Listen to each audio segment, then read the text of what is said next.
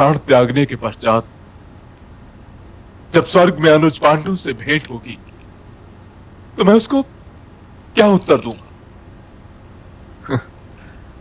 वो तो यही कहेगा ना कि मैंने अर्जुन को बचाने का प्रयत्न ही नहीं किया। वे तो और कई प्रश्न भी कर सकते हैं महाराज।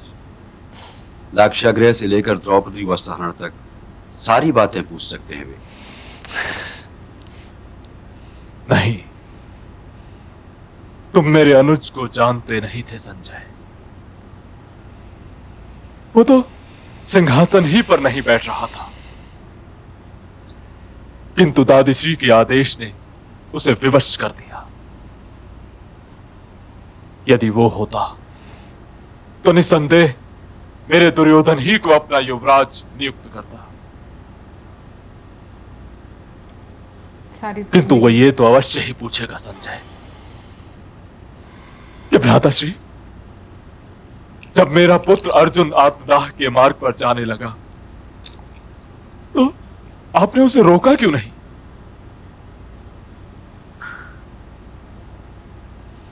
मुझे इस प्रश्न का उत्तर बताओ संजय। ऐसे प्रश्नों के उत्तर तो स्वयं ही देने पड़ते हैं महाराज। सिंधु नरेश और पांडुपुत्र अर्जुन में से किसी एक को तो आज प्राण त्यागने ही होंगे। अपने हृदय में झांक कर देखिए महाराज कि स्वयं आप किसे जीवित देखना चाहते हैं। जयद्रथ मेरा जमाई है संजय, उसकी मृत्यु के विषय में तो मैं सोच भी नहीं सकता, और अर्जुन मेरा अनुज पुत्र है। तो कैसे सोच सकता हूँ? मैं अपने आप को भी इस प्रश्न का उत्तर नहीं देना चाहता।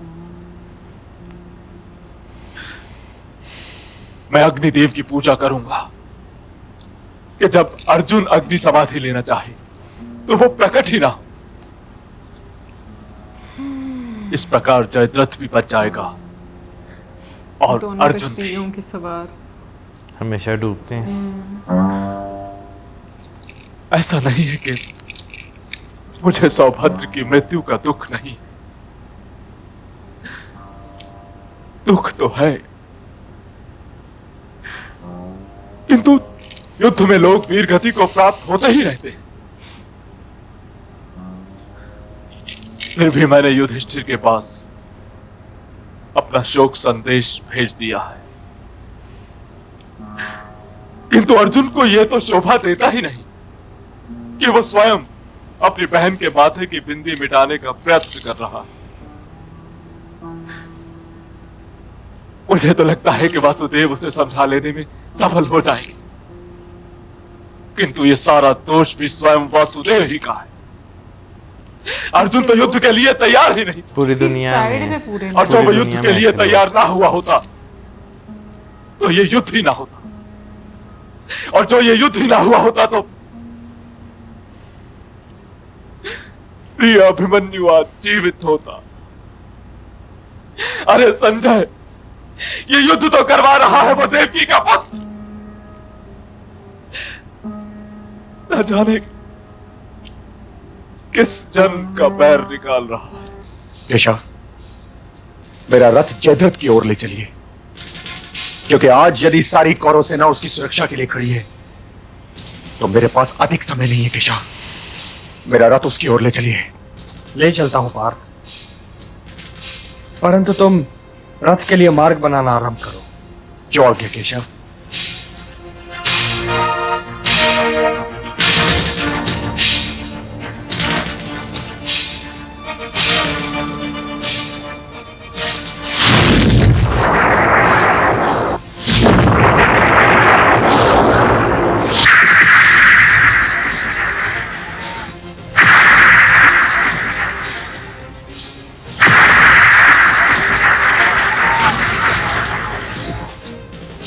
गुरुदेव, अर्जुन तो बढ़ता ही चला रहा है, उसे रोकिए गुरुदेव, नहीं तो वो सूर्या से पहले ही युद्ध जीत चुका होगा। अच्छा, ये टेंशन भी होती है, खुद नहीं कुछ करना, दूसरों को ही बोलते हैं ना।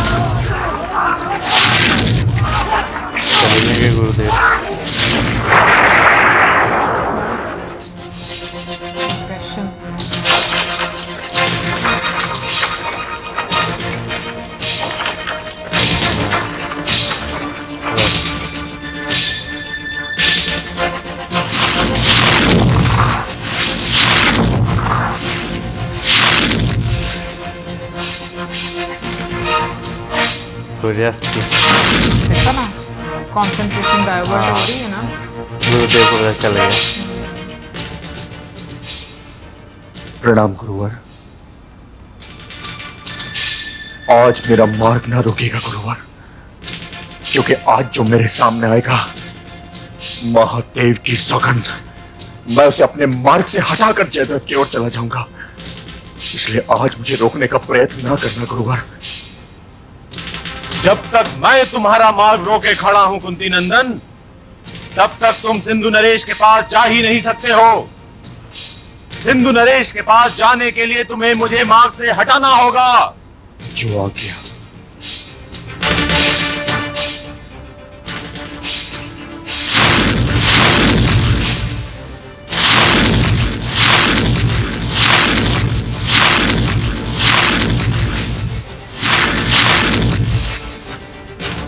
यदि इनसे द्वंद्व युद्ध में उलझे रहे पार्थ, तो सूर्यास्त हो जाएगा।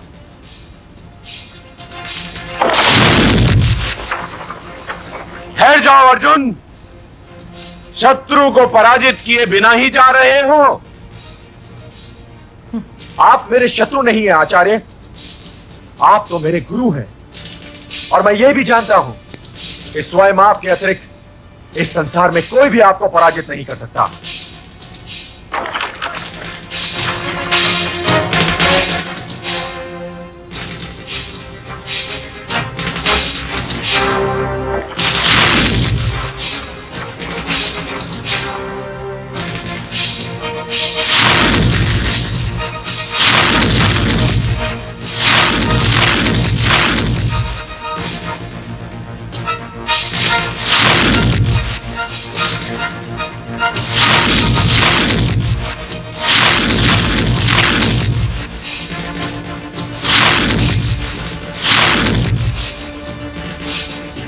टेंशन भी लगी हुई है।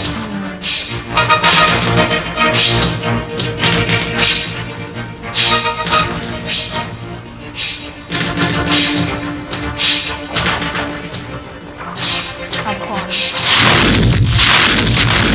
कौन है दुशासन?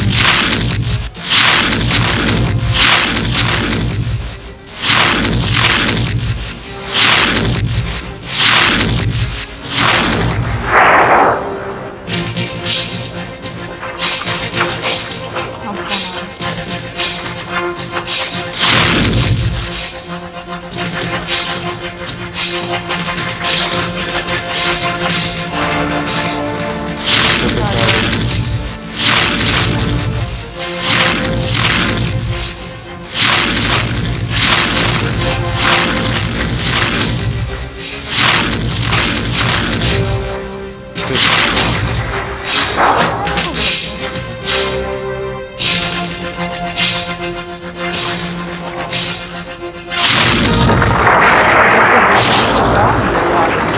कुछ लोगों के लिए अर्जुन को